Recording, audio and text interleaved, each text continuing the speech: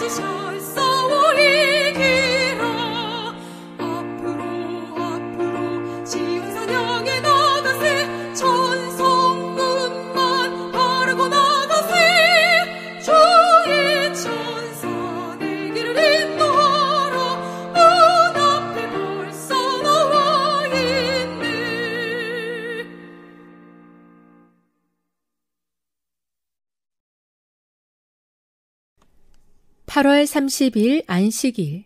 타협은 금물. 나를 존중히 여기는 자를 내가 존중히 여기고. 사무엘상 2장 30절.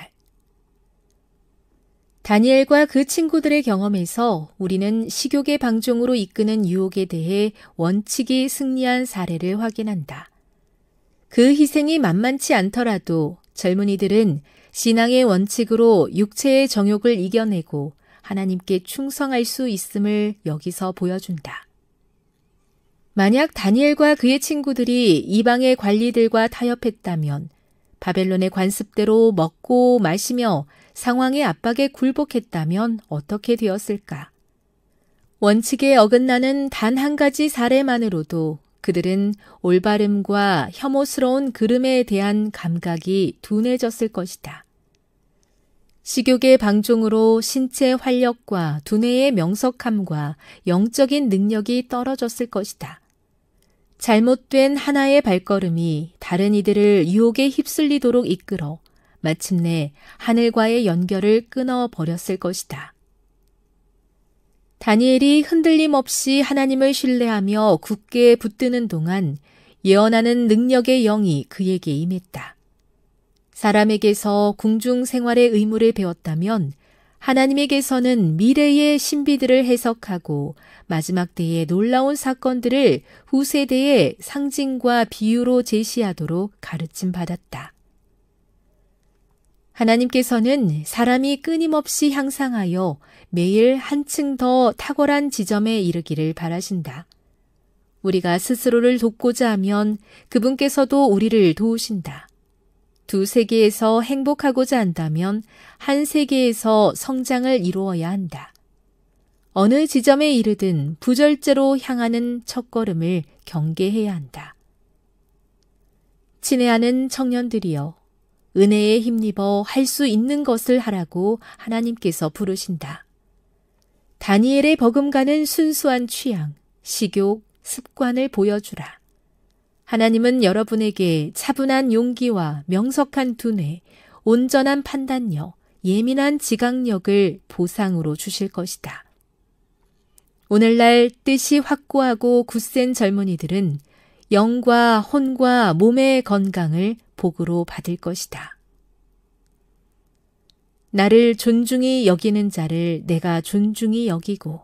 사무엘상 2장 30절. 한국연합회 세계선교본부의 기도 제목입니다.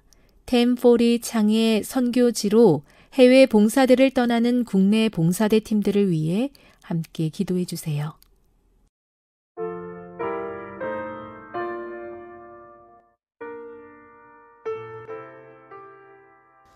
세계사 속 제국주의를 살펴볼 때 우리는 쉽게 식민지화의 과정을 살펴볼 수 있습니다. 바벨론도 마찬가지였는데요.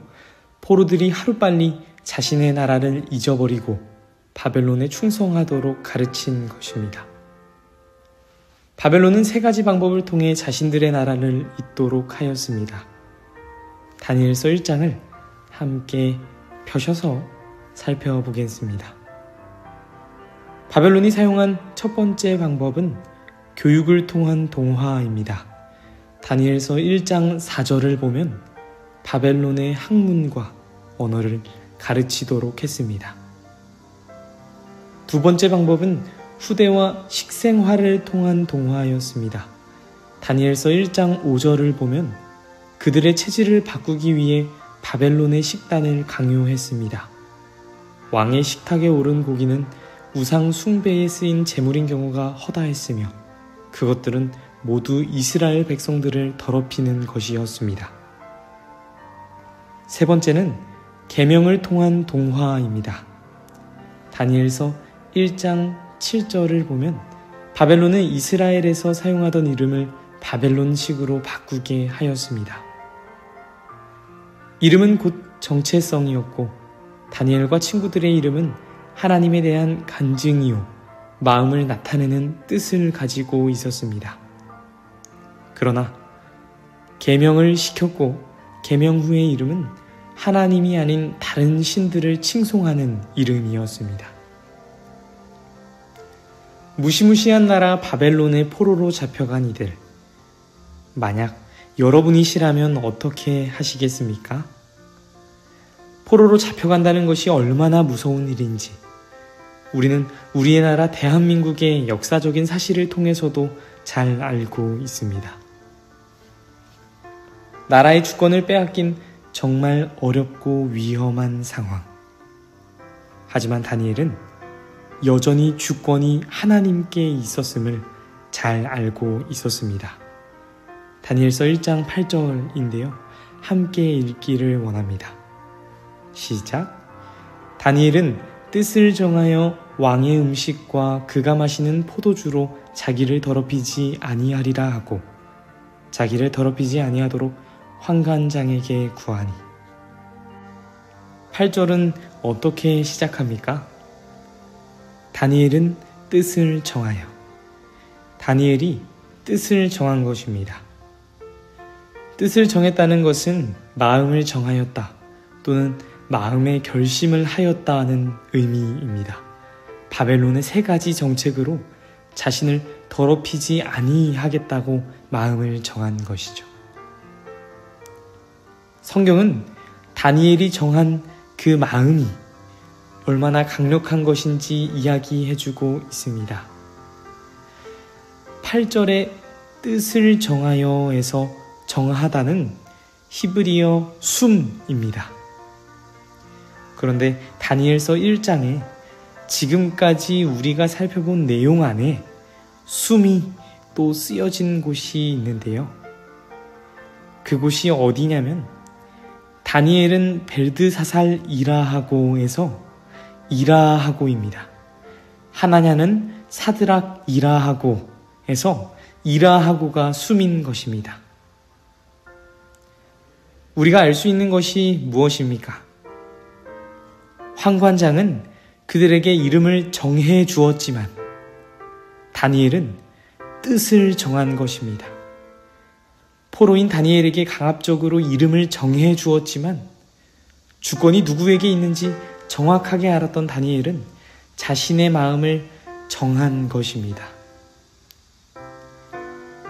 다니엘의 이야기는 우리 주변의 환경이 온통 하나님을 대적하고 우리에게 표준과 기준을 정해주고 우리를 강요하고 억압하는 환경일지라도 누구에게 주권이 있는지 깨닫는다면 마음을 정하여 자신을 더럽히지 않을 수 있다는 사실을 우리에게 알려줍니다. 이것은 우리의 삶에 분명하게 필요한 일입니다. 사랑하는 CBN 청취자 여러분, 우리는 뜻을 정한 다니엘이 무시무시한 상황 속에서 어떤 하나님의 은혜와 긍휼을 얻게 되었는지 너무나도 잘 알고 있습니다.